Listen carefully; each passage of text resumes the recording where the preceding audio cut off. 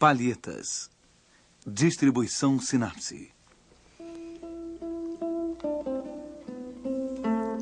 A carta, a flecha e a vassoura. Francisco de Goya e Lucientes.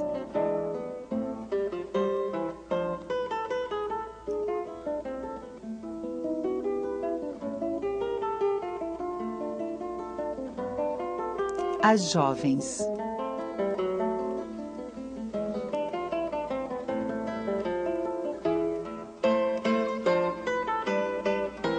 As velhas.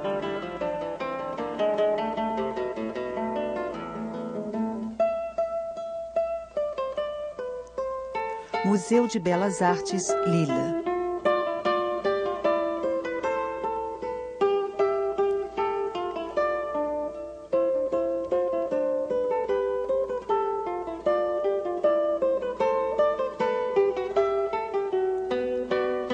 Uma jovem está em pé ao ar livre.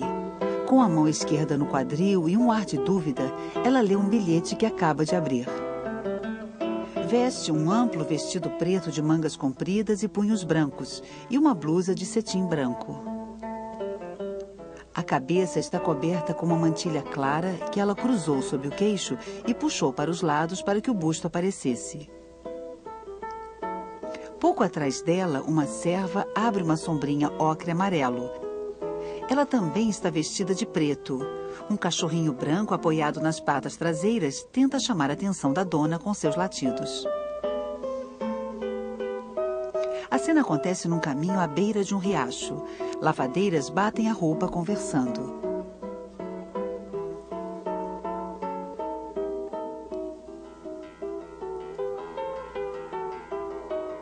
O horizonte está coberto pela roupa que seca sobre estacas, cordas ou árvores.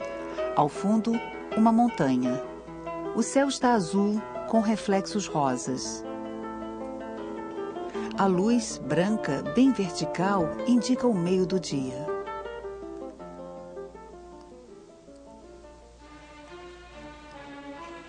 Uma velha está sentada em uma cadeira. Usa um vestido de seda clara, coberto de musselina transparente, preso sob o peito à moda do Império, e ornado de incrustações azuis nos ombros e no decote.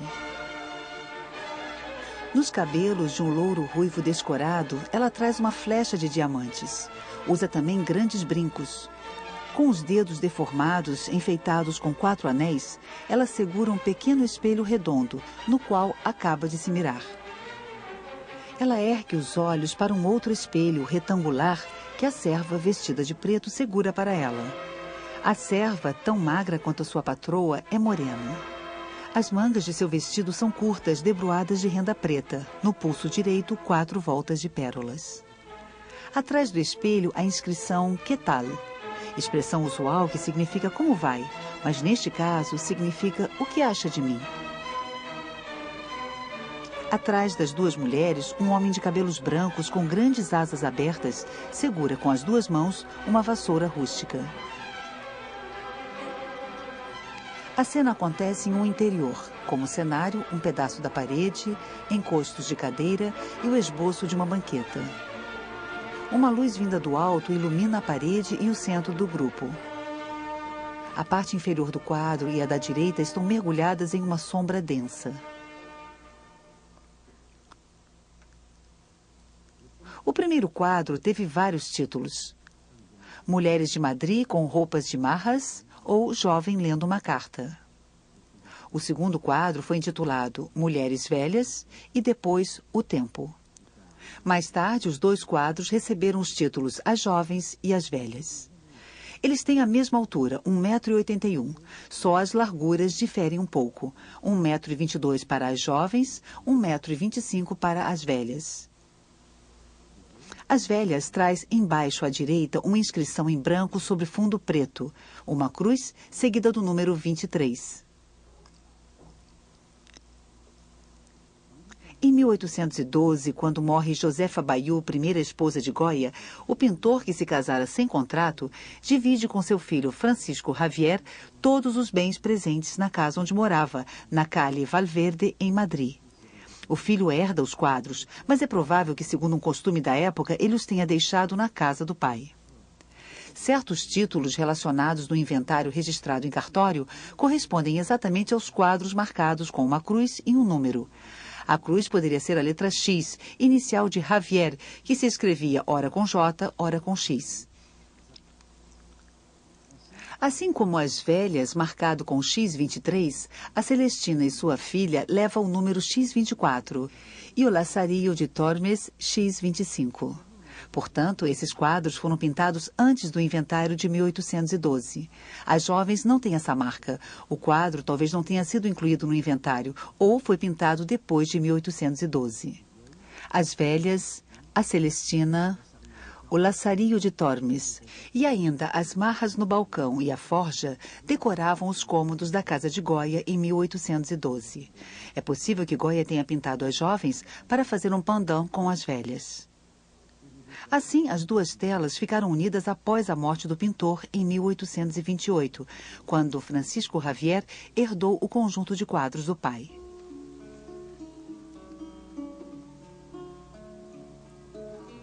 O Museu do Louvre possuía muito poucas pinturas espanholas. Assim, o rei Luís Felipe confia ao barão Taylor a missão secreta de compor um museu espanhol. Aconselhado por pintores, o barão percorre a Espanha e compra telas de El Greco, Velázquez, Zurbarán, Murillo. Também vai à casa de Javier Goya e compra diversas pinturas, entre elas as jovens e as velhas. Para a abertura da Galeria Espanhola, em 1838, no Museu do Louvre, foram trazidas 450 pinturas. O quadro As Jovens é exposto. As Velhas fica na reserva. 10 anos mais tarde, após a proclamação da República, a coleção é devolvida ao rei deposto e, em 1853, é colocada à venda na Christie's de Londres. Os quadros serão dispersados pelo mundo inteiro. Em 1873, a comissão de compra do Museu de Lille aceita comprar as jovens, mas não quer adquirir as velhas. O curador do museu e 2 amigos empenham o seu próprio dinheiro para forçar o museu a comprar o segundo quadro. Ao longo de sua extensa carreira, o pintor praticou estilos e gêneros bem diferentes. Cartões para a tapeçaria real ou telas decorativas. Nelas, o jovem pintor adota uma palheta e um estilo próximos de Fragonard. Há frescos religiosos no estilo de Tiepolo. Autorretratos em diferentes idades.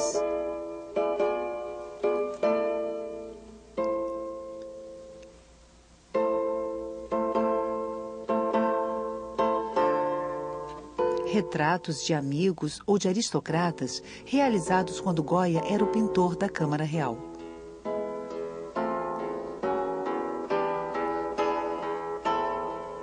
Cenas de gênero de inspiração popular ou literária. Cenas históricas.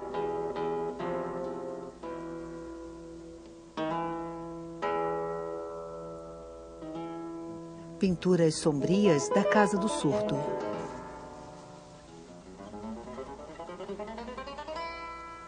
Pinturas mais suaves, realizadas quando o velho pintor exilou-se em Bordeaux e que anunciam as luzes do impressionismo.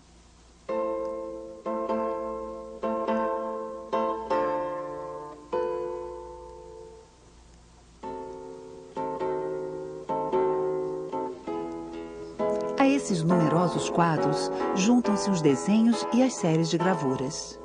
Os caprichos, publicados em 1799 e logo tirados de circulação, provavelmente por ordem da Inquisição. Os desastres da guerra. As tauromaquias. Os disparates, gravuras enigmáticas na continuidade de Os Caprichos. Em As Jovens, a forma de execução é nova. Só o cãozinho e a personagem principal são tratados com precisão. A segunda jovem, na sombra colorida da sombrinha, é apenas esboçada. As lavadeiras são desenhadas sumariamente com pincel preto e tratadas em tons cor de terra. Para o conjunto do quadro, Goya utiliza pinceladas espessas espalhadas com pincel largo.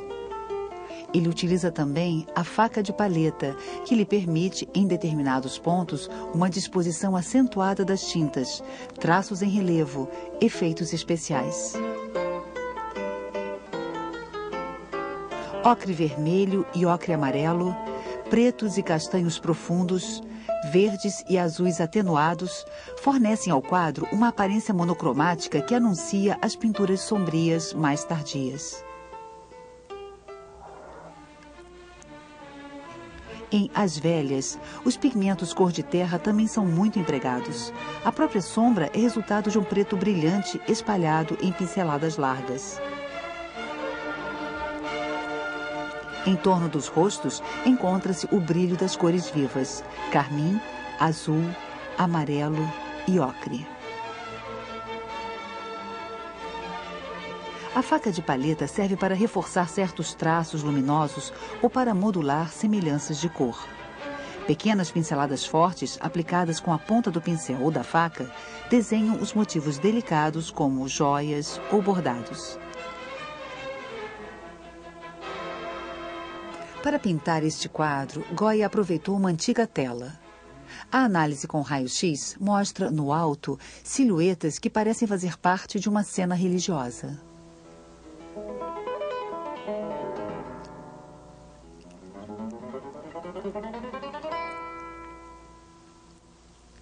Em As Jovens, Goya figura uma marra e sua acompanhante. No fim do século XVIII, a palavra marro e seu feminino marra designam os membros do povo da cidade. Marros e marras distinguem-se pelo seu linguajar, pelas atitudes desenvoltas e às vezes provocantes. As marras usam uma roupa tradicional, vestido preto e mantilha. Talvez um rapaz galante tenha passado furtivamente um bilhete para as mãos da bela jovem que passeia. Ao mesmo tempo que faz alusão a um tema literário comum no século XVIII, Goya retoma, nessa leve cena, o tema da carta, frequente na história da pintura. Goya gosta das mulheres belas.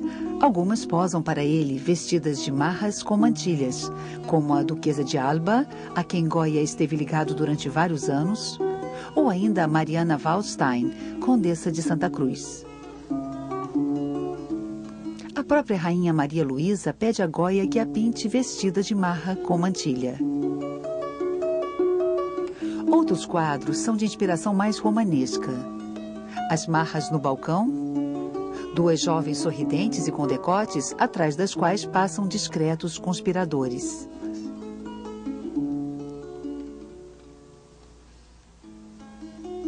A Marra e a Celestina, inspirado no grande clássico espanhol A Celestina, de Fernando de Rojas, o quadro apresenta a velha alcoviteira e a jovem prostituta.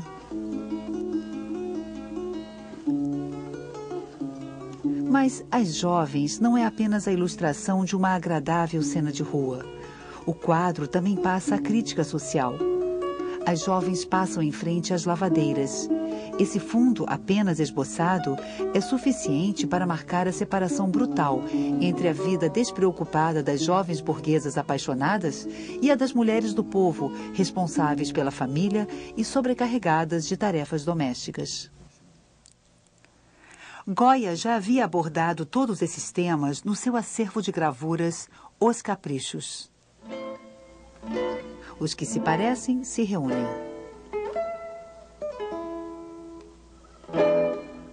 Ninguém se conhece.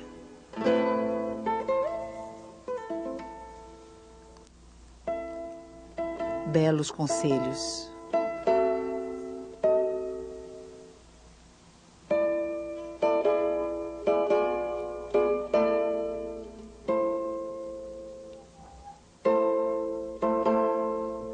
A comédia social é gritante. Num mundo sem indulgência e sem pena, as jovens só pensam em seduzir e as velhas em ser alcoviteiras.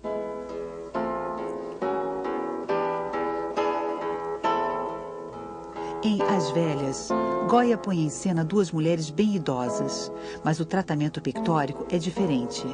A mulher coquete, com uma flecha de diamantes evocando o amor, tem um rosto magro. As órbitas são fundas, as pálpebras em vermelho vivo. Os lábios desaparecem aspirados pelo vazio de uma boca desdentada. O rosto da serva está reduzido a uma espécie de caveira, os olhos profundamente encovados, a pele cinza. Essa forma de representação com traços exagerados associa o quadro a uma caricatura. Leonardo da Vinci deforma partes do rosto para ressaltar os aspectos grotescos. Le Bernin é um dos primeiros a rabiscar esses pequenos esboços rápidos que resumem, num traço ágil, o ridículo de um personagem. A caricatura desenvolve-se no século XVIII e se torna uma arte popular anônima, popularizada pela estampa e pela divulgação. Goya vira gravuras inglesas em Cádiz em 1792, ao passar um tempo na casa de seu amigo Sebastián Martínez. É quando Goya fica subitamente doente e só se levanta 6 meses mais tarde, aos 46 anos, completamente surdo.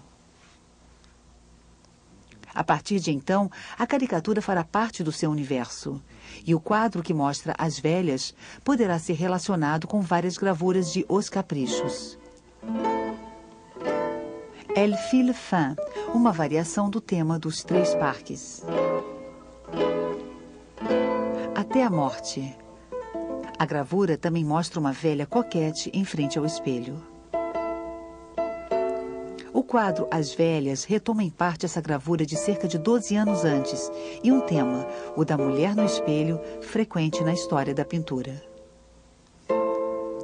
Só se pode ver o verso do espelho e a inscrição "Que tal?", o que acha de mim, pode ser lida como as palavras de um espelho mágico que, como nos contos de fadas, falaria com a sua dona, mostrando-lhe uma imagem sedutora dela mesma.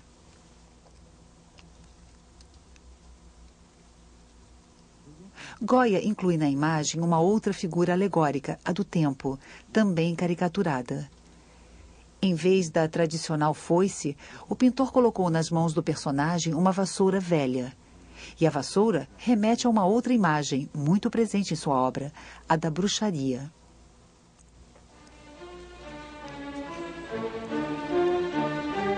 Goya havia decorado a casa de veraneio do duque e da duquesa de Osuna com vários pequenos quadros mostrando cenas de bruxaria. O pintor compartilha das ideias dos seus amigos, os ilustrados ou iluminados, liberais reformistas que tentam implantar na Espanha o espírito das luzes. A bruxaria, muito comum em todas as províncias, é considerada por eles como uma superstição nefasta, exacerbada pela repressão brutal da Inquisição.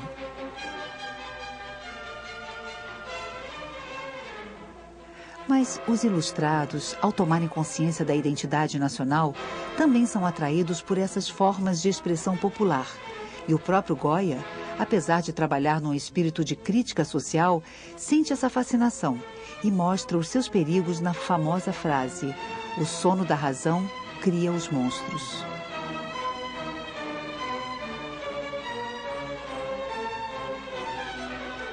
Os pesadelos de Goya ao longo de sua doença mutilante, talvez um tipo de meningite, devem tê-lo tornado ainda mais atento a essas imagens mentais que até mesmo o espírito mais sensato pode produzir subitamente, sem nunca compreender como puderam surgir.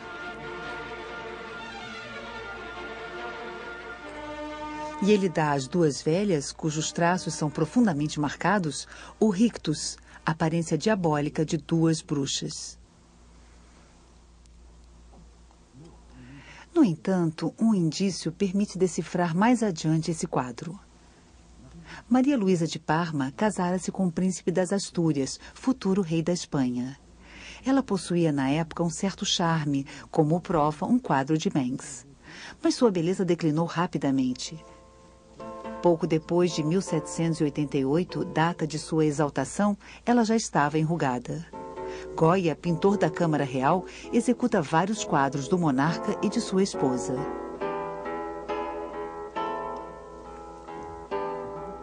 Rumores populares atribuíam o declínio da rainha à sua vida devassa. Apesar de sua feiura, ela teve muitas aventuras amorosas e um romance prolongado e tempestuoso com um soldado da Guarda Real, Manuel Godoy, a quem ela nomeou primeiro-ministro. Goya faz o retrato do ministro quando ele estava no auge da glória. Foi também para ele que Goya pintou a Marra Vestida e a Marra Desnuda. Este quadro duplo da amante de Godoy, Pepita Tudor, destinava-se a decorar o gabinete particular do ministro. Quando retrata a família de Carlos IV, Goya, que se revela pintando como Velázquez em As Meninas, registra com inegável crueldade a loucura e a mediocridade desses personagens assustados pela história, cujo reino acabará sendo breve.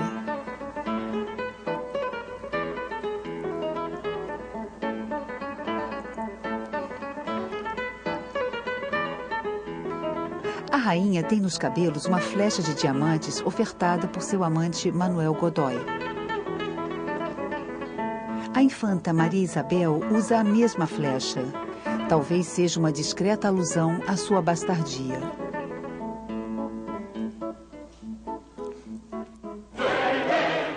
Em 1808, a Espanha é invadida pelas tropas de Napoleão. Carlos IV abdica em favor de Fernando VII. Godoy é preso. Murat entra em Madrid. Fernando VII parte para Baiona. No dia 2 de maio, em Madrid, os espanhóis fazem um levante contra os franceses. Já no dia seguinte, a repressão é terrível.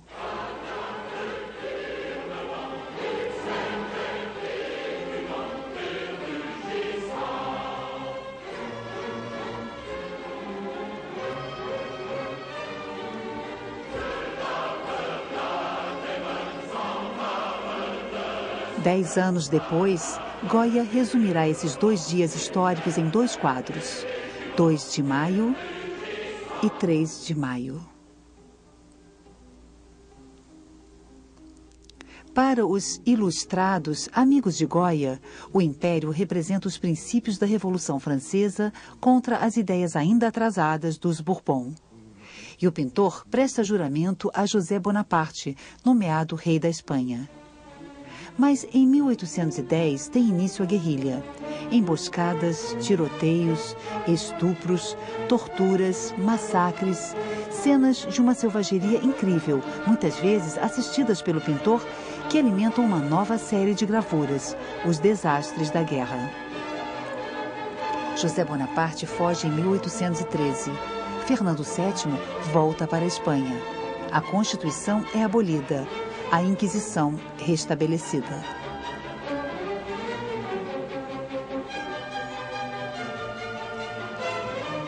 As Velhas foi pintado por volta de 1810, 1812, durante a guerra, quando reinavam epidemias e fome. A rainha Maria Luísa e os Bourbon da Espanha, na época em fuga, eram considerados responsáveis pelas desgraças do país. A rainha, muito envelhecida, mas usando a flecha que lhe dera Godoy, olha-se no espelho. Ainda vaidosa, ela não percebe que o tempo passou, que o tempo vai varrê-la. Maria Luísa e Carlos morrem em Roma, alguns anos mais tarde, em 1819. Quanto a Godoy, viverá ainda muitos anos no exílio em Paris. O quadro não foi encomendado por ninguém. É uma caricatura de uso particular e uma fábula sobre a vaidade do poder.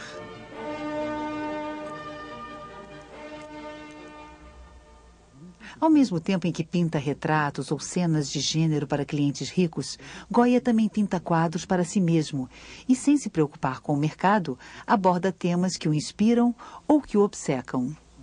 Sua coleção pessoal difere de sua produção para fora, tanto pelo estilo quanto pela temática. 2 quadros com as mesmas dimensões e que sempre ficaram emparelhados. Isto já é suficiente para vê-los e interpretá-los como pendants. Certo autor sugeriu que o personagem principal de As Jovens poderia ser a própria Maria Luísa.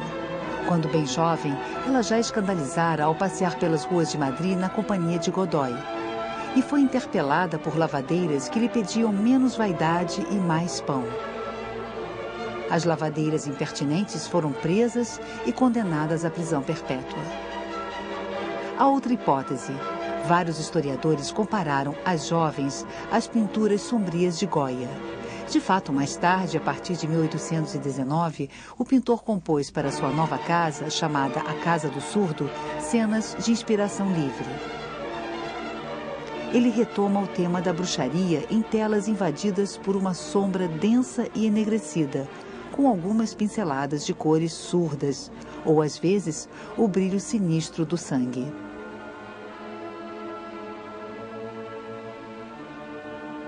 Entre todas essas figuras enigmáticas, há uma jovem pensativa chamada La Manola. É provavelmente Leocádia Weiss. Goya a conheceu por volta de 1812, pouco depois da morte de sua esposa, e irá passar com ela o resto de sua vida. O rosto, a expressão e os trajes de La Manola lembram muito a personagem de As Jovens. O quadro pode ter sido pintado por Goya na época em que a conheceu, numa espécie de homenagem a Leocádia. A hipótese de serem um par não se baseia apenas em índices biográficos. As duas telas apresentam uma mulher e sua serva. As duas telas retomam temas clássicos da pintura: a carta para as jovens, o espelho para as velhas. As duas telas mostram, atrás da cena principal, uma cena de oposição.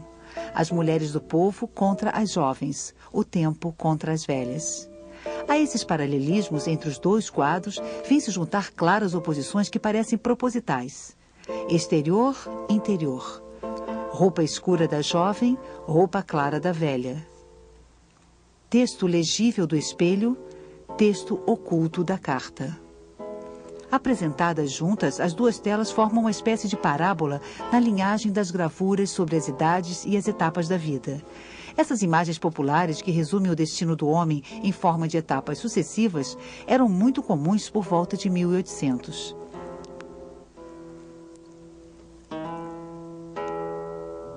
O próprio Goya inspirou-se nelas.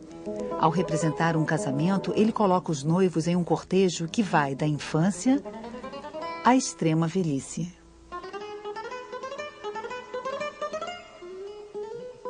Considerando-se a anterioridade de As Velhas, pode-se imaginar que Goya inverteu a parábola para que se leiam as telas na ordem inversa.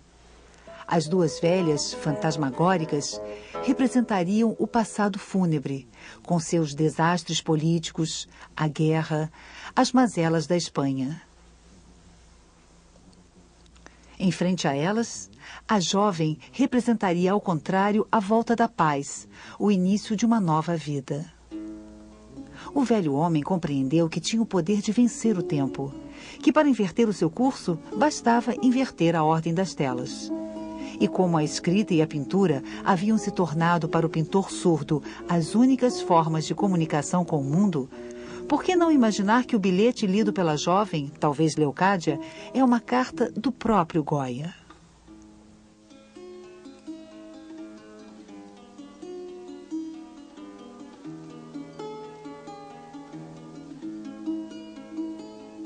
Versão brasileira Audio News.